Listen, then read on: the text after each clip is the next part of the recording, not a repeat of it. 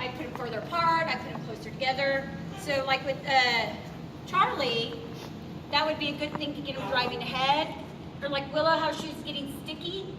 Like you were trying to send her and she didn't want to leave, trying doing it from further away, getting him to drive ahead a little bit. And those two, you're not going to ask for a turn. Like the first time they do it, you want to reward.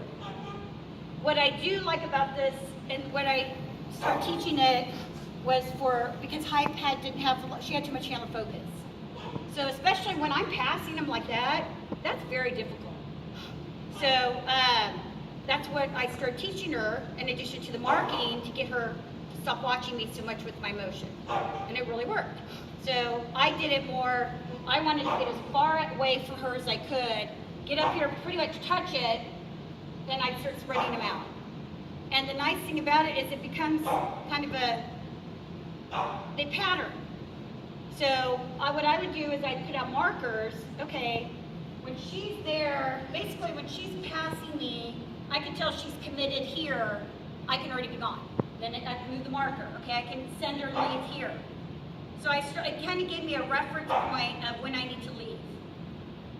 You know what I'm saying? So if I'm up here and she's coming up, basically we're crossing each other at that point, or this point, or this point. Okay? Does that make sense? And just trying to leave earlier and earlier.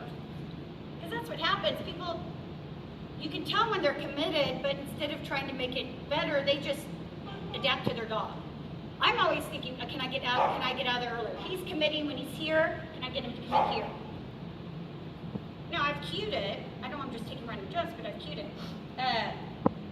Maybe I'm sending him from this far back. Maybe I'm, whatever skill I'm working on. The other thing I use this for is for my wraps, getting him to turn. Like yesterday, remember Grace's dog was launched, he was jumping straight, and then corrected. I want them bending. So, especially if I'm teaching my wrap command, I start with the bar on the ground. When they're wrapping, I might do 2 or 3. If they're turning wide, say like they have a bad side, they're turning wide. I may go left, right, and then wrap this way. Toy. Here, tug, tug, tug. Again, I turn in front of them. I don't want them to come flank. Or I may do it and just drop the toy right here. So I kind of depends on what I need to work on.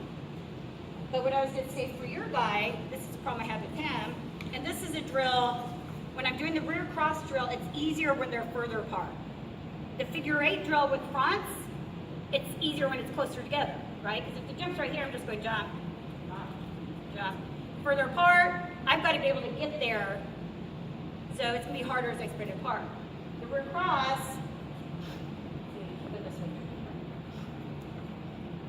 so the flanking dog, again, what I was telling you about when you're rear crossing all the time, if I take him, so I'll show you. Come here, I know, thank you, Al. If I want to rear cross these 2 jumps, and he never comes into me, he's on the back side of the jump, right? So a big part of, the hard part of the rear cross really is him coming in, that part for him. Because he doesn't want to come into me. He wants to stay out there and just hop around. And he would like for me to do this. Rear cross, come, flip him away. Come, but then I get him further and further away because he wants to just keep being 3-4 feet away. So this is where I also use my hair more with him because he has that bigger buffer. So when I teach my rear, I teach him on the wing here. That's how I teach it. So it's basically almost like a rear cross on the flat. I teach him to hug, ready. I know. I teach him to come in, do a lot of feeding on the flat.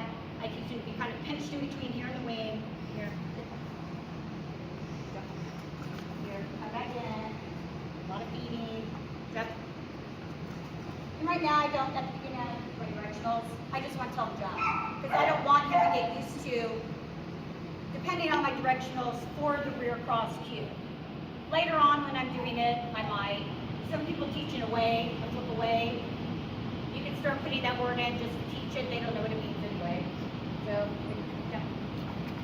Once they have that, and I can send from further away, jump. So see, I can be up close, I can be further away, jump.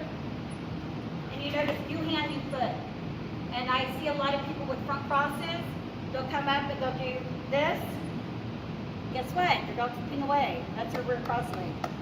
Even though we some rear crosses we think we're cueing this way, really it's this foot that keeps them going. So once I have it and I can kind of get him to turn away from me from a distance, I can do the, with dogs like him, I do more feeding for him coming to me. If I can't get him in, I can't get him to change leads. If you think about it, they're on their left lead.